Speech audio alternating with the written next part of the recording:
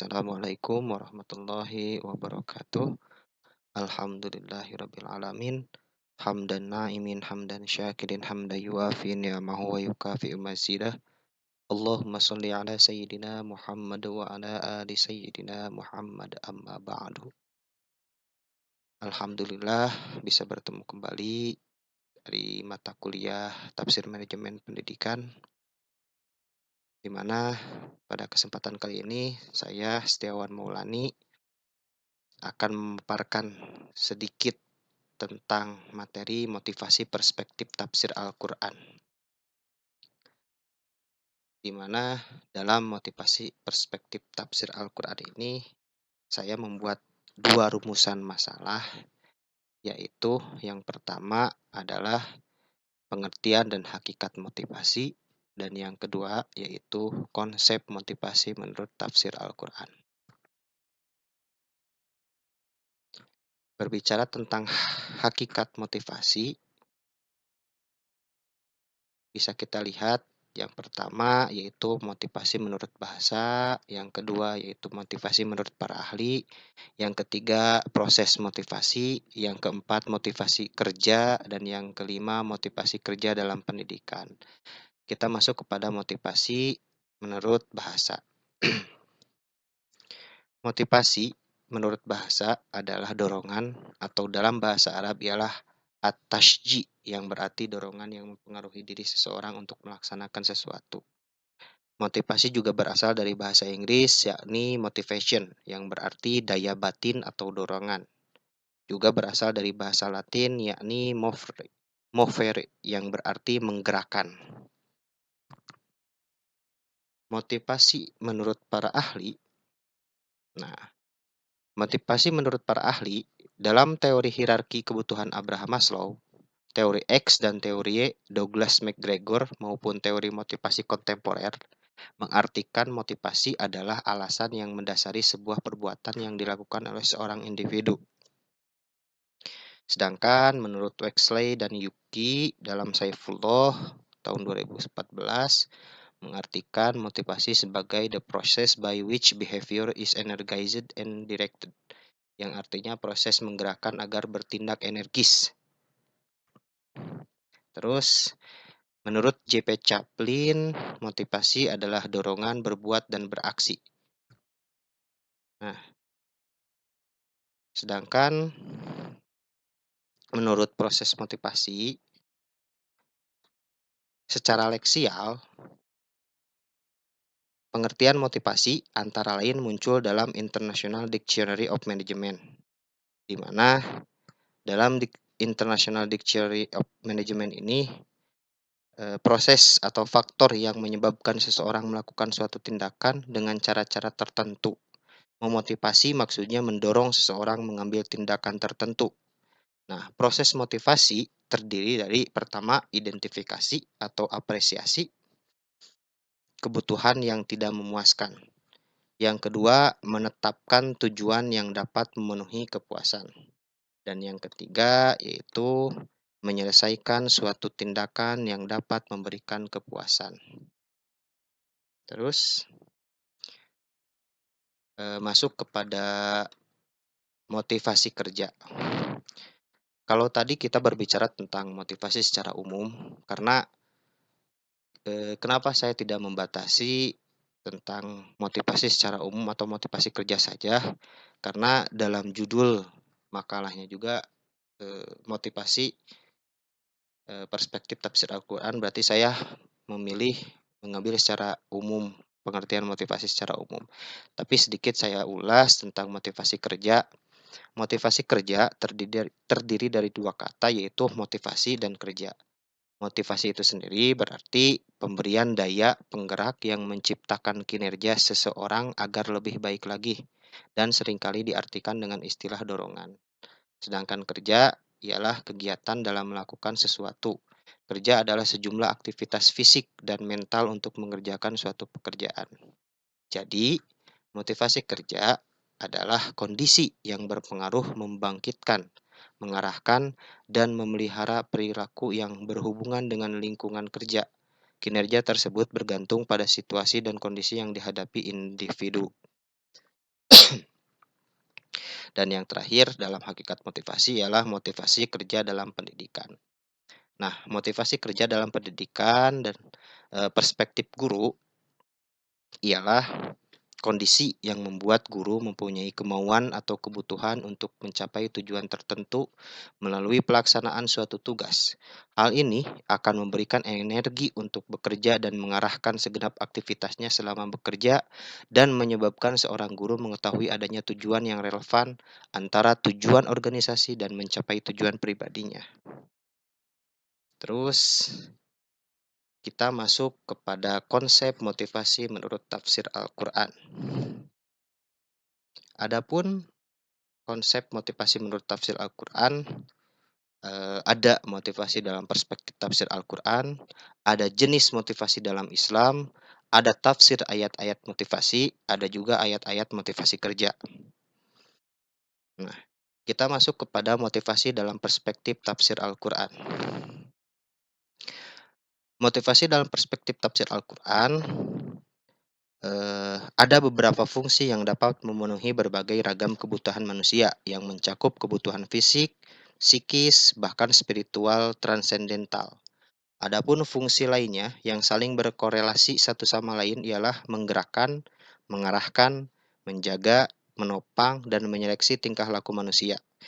Motivasi dalam agama Islam menjadi kunci utama dalam menafsirkan dan melahirkan perbuatan manusia yang dalam konsep Islam disebut niyah dan ibadah. Niyah merupakan pendorong utama manusia untuk berbuat atau beramal, sedangkan ibadah adalah tujuan manusia berbuat atau beramal. Jenis motivasi dalam Islam. Dalam kajian psikologi Islam, manusia memiliki 6 susunan dimensi jiwa yang urutannya dari yang tertinggi ke yang terendah berturut-turut, yaitu al-fitrah, ar-ruh, al-qalb, al-aql, an-nafs, dan al-jism. Nah, dari keenam susunan dimensi jiwa ini, maka terbentuk 3 jenis motivasi, yakni motivasi jismiyah, terus yang kedua motivasi nafsiyah, dan yang ketiga motivasi ruhaniyah. Motivasi jismiyah adalah motivasi yang timbul untuk memenuhi kebutuhan fisik biologis, sebagaimana Allah Subhanahu wa taala berfirman dalam Quran surat Al-Mu'min ayat 79, A'udzubillahi minasyaitonirrajim. Allahul ladzi ja'ala lakumul an'ama litarkabu minha wa minha ta'kulun. Allah lah yang menjadikan hewan ternak untukmu sebagian untuk kamu kendarai dan sebagian lagi kamu makan. Sedangkan motivasi nafsiyah adalah motivasi untuk memenuhi kebutuhan-kebutuhan yang bersifat psikologis seperti rasa aman, rasa cinta, keharmonisan, penghargaan diri, rasa ingin tahu, dan rasa kasih sayang. Motivasi nafsiyah ini sekarang dikenal dengan istilah hak asasi manusia. Bisa salah satu contoh dalam Al-Quran adalah dalam Quran surat Al-Maidah ayat 32. Terus ada juga motivasi ruhaniyah. Motivasi ruhaniyah adalah motivasi untuk memenuhi kebutuhan yang bersifat spiritual seperti aktualisasi diri dan agama. Sebagaimana Allah Subhanahu wa taala berfirman dalam Quran surat Al-Mudassir ayat 38, kullu nafsim bima kasabat rahinah. Setiap orang bertanggung jawab atas apa yang telah dilakukannya. Atau bisa juga dalam Quran surat Al-Isra ayat 42, A'udzubillahi minasyaitonirrajim. Qul law kana ma'ahu alihatun kama yaquluna idzal labtaghu ila dzil arsy sabila. Katakanlah Muhammad, jika ada Tuhan-Tuhan di sampingnya, sebagaimana yang mereka katakan, niscaya Tuhan-Tuhan itu mencari jalan kepada Tuhan yang mempunyai arasy. Masuk kepada tafsir ayat-ayat motivasi. Dalam tafsir ayat-ayat motivasi, saya mengambil 2 Quran surat Ar-Ra'd. Yang pertama Quran surat Ar-Ra'd ayat 11 dan yang kedua yaitu Quran surat Al-Mujadilah ayat 11. Quran surat Ar-Ra'd ayat 11 A'udzu billahi minasyaitonir rajim. Lahu mu'aqibatum min baini yadayhi wa min khalfihi yahfazunahu min amrillah. Innallaha la yughayyiru ma biqaumin hatta yughayyiru ma bi anfusihim. Wa idza aradallahu biqaumin su'an fala maradda lah wa ma lahum min dunihi min wal. Yang artinya baginya manusia ada malaikat-malaikat yang selalu menjaganya bergiliran dari depan dan belakangnya. Mereka menjaganya atas perintah Allah. Sesungguhnya Allah tidak akan mengubah keadaan suatu kaum sebelum mereka mengubah keadaan diri mereka sendiri.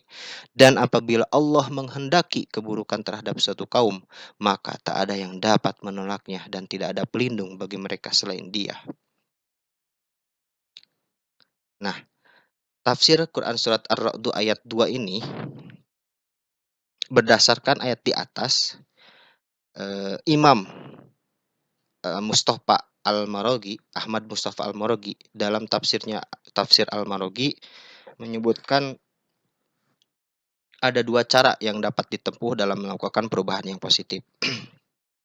Yang pertama, menjalani kehidupan sesuai dengan petunjuk agama yang menyebabkan hidup selalu dalam bimbingan Allah Subhanahu wa taala melalui malaikat-malaikat yang mendampingi dan menjaga dan mendoakannya. Sedangkan yang kedua yaitu perubahan pola pikir, cara pandang, mindset, paradigma, dan seterusnya. Hal ini seperti dalam potongan ayat di atas yang menyebutkan innallaha la yughayyiru ma biqaumin hatta yughayyiru ma bi anfusihim. Sesungguhnya Allah tidak akan mengubah keadaan suatu kaum sebelum mereka mengubah keadaan mereka sendiri. Nah, walaupun tidak ada kata yang merujuk langsung kepada motivasi, namun ayat ini benar-benar memberikan kita gambaran bahwa Allah tidak akan pernah merubah suatu nasib kaum kecuali kaum itu sendiri mau merubah nasibnya. Ini juga berkaitan dengan Al-Quran yang berbunyi fastabiqul khairat, berlomba-lombalah dalam kebaikan. Karena Allah Subhanahu wa taala berjanji akan memberikan balasan yang lebih baik. Sehingga dalam Quran surat Ar-Ra'd ayat 11 ini, sesungguhnya Allah tidak akan mengubah keadaan suatu kaum sebelum mereka mengubah keadaan mereka sendiri. Ini menjadi motivasi bagi diri kita semua agar selalu berusaha untuk berubah menjadi lebih baik dari hari ke hari, dari hari sekarang, dari hari yang akan datang harus lebih baik dari hari-hari kemarin. Tafsir selanjutnya yaitu Quran surat Al-Mujadilah ayat 11. أعوذ بالله من الشيطان الرجيم يا أيها الذين آمنوا إذا قيل لكم تفسحوا في المجالس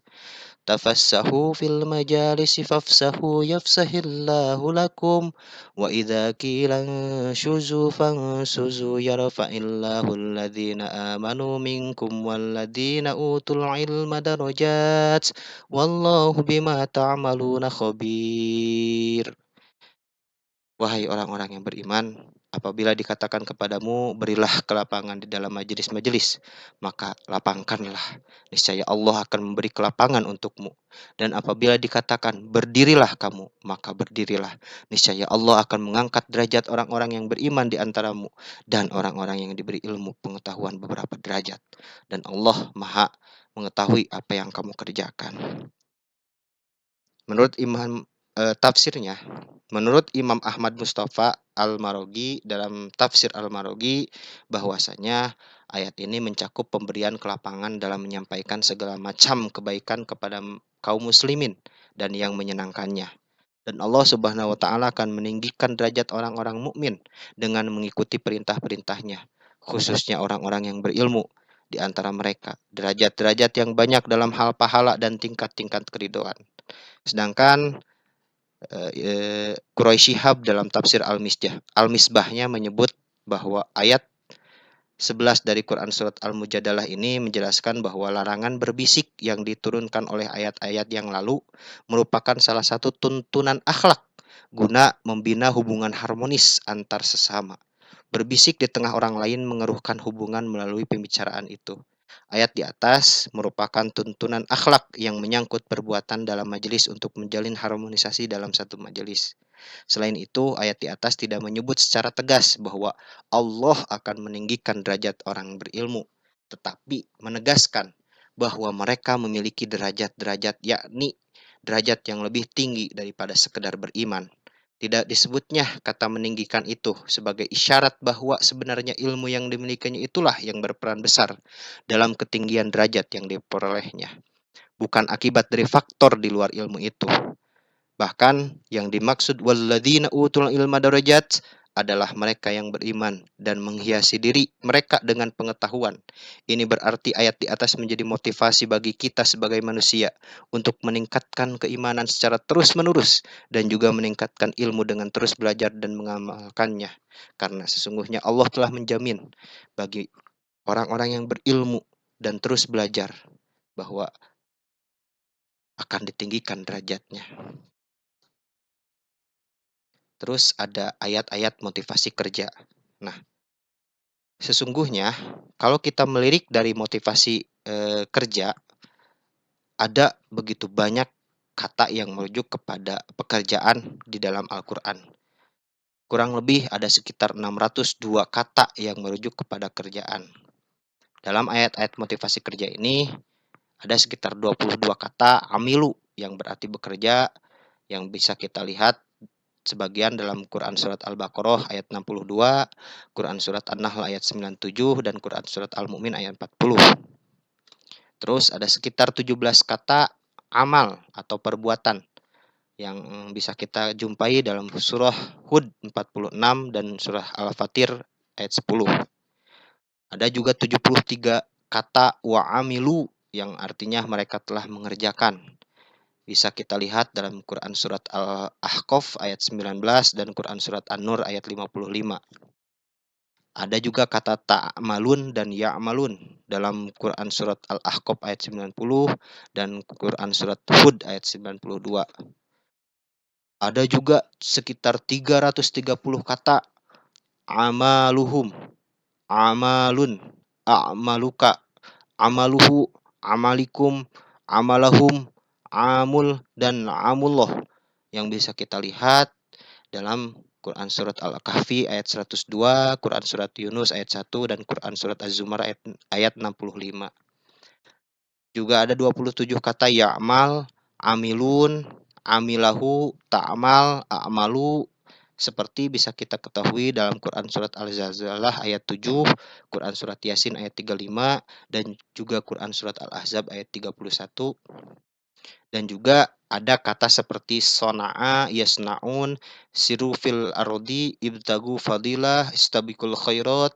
Misalnya ayat-ayat tentang perintah berulang-ulang dan sebagainya. Nah, kesimpulannya bahwa kita melihat tentang pengertian dan hakikat motivasi, bisa kita simpulkan bahwasanya motivasi berasal dari bahasa Inggris, yaitu motivation secara bahasa, yang berarti daya batin atau dorongan. Juga berasal dari bahasa Latin, yakni movere, yang berarti menggerakkan. Sedangkan dalam bahasa Arab, ialah at-tashji, yang berarti dorongan yang mempengaruhi diri seseorang untuk melaksanakan sesuatu. Jadi, motivasi berarti suatu dorongan atau alasan yang menjadi dasar semangat seseorang untuk melakukan sesuatu dalam mencapai tujuan tertentu. Motivasi juga diartikan sebagai semua hal yang menimbulkan dorongan atau semangat di dalam diri seseorang untuk mengerjakan sesuatu. Dalam motivasi, kita sebagai calon manajer dalam sebuah organisasi atau sebuah lembaga pendidikan haruslah bisa memotivasi diri dan juga bisa memotivasi para karyawan-karyawan kita. Karena Allah Subhanahu wa taala juga banyak memberikan gambaran yang bisa kita maknai sebagai motivasi dalam Al-Qur'an. Maka dari itu para mufassir, baik itu dalam tafsir Al-Marogi karya Ahmad Mustafa Al-Marogi, baik itu dalam tafsir Al-Misbah karya Quraisy Shihab, ataupun tafsir Ibnu Katsir karya Ibnu Katsir, dan juga tafsir-tafsir yang lain, banyak menyebutkan bahwa Allah Subhanahu wa taala telah memberikan suratan dalam Al-Quran untuk memotivasi kepada hamba-hambanya. Fastabiqul khairat, berlomba-lombalah dalam kebaikan. Itu juga merupakan sebuah motivasi bagi kita untuk senantiasa terus berlomba-lomba meningkatkan kompetensi diri kita. Innallaha la yughayyiru ma biqaumin hatta yughayyiru ma bi anfusihim. Bahwa sesungguhnya Allah tidak akan pernah merubah nasib suatu kaum sebelum kaum itu sendiri mengubah nasibnya. Bahwa ini menggambarkan sesungguhnya Allah itu melihat ikhtiar kita. Tidak serta-merta Allah bim salah bim. Tapi Allah Subhanahu wa taala juga melihat proses. Ketika kita sakit, maka Allah pasti akan menyembuhkan. Ketika kita yang sakit mampu berikhtiar, baik itu bisa lewat meminum obat ataupun menemui dokter. Begitupun ketika kita sedang kebingungan, Allah Subhanahu wa taala pasti memberikan jalan keluar. Namun sejauh mana kita berikhtiar untuk menemukan jalan keluar. Mungkin itu saja yang bisa saya sampaikan. Mudah-mudahan dapat memberikan gambaran dan manfaat untuk kita semua. Amin ya Allah ya rabbal alamin. Mohon maaf bila ada kekurangan. Saya tunggu saran-saran yang transformatif untuk kemudian bisa membangun bersama. Terima kasih kepada rekan-rekan semua, juga kepada dosen pengampu, Profesor Dr. Nurwajah Ahmad dan juga Dr. Haji Dadan F. Ramdan. Eh, Mudah-mudahan kita semua berkah. Amin ya Allah ya rabbal alamin. Wallahul muwafiq ila aqwamit thoriq wal afu minkum. Wassalamualaikum warahmatullahi wabarakatuh.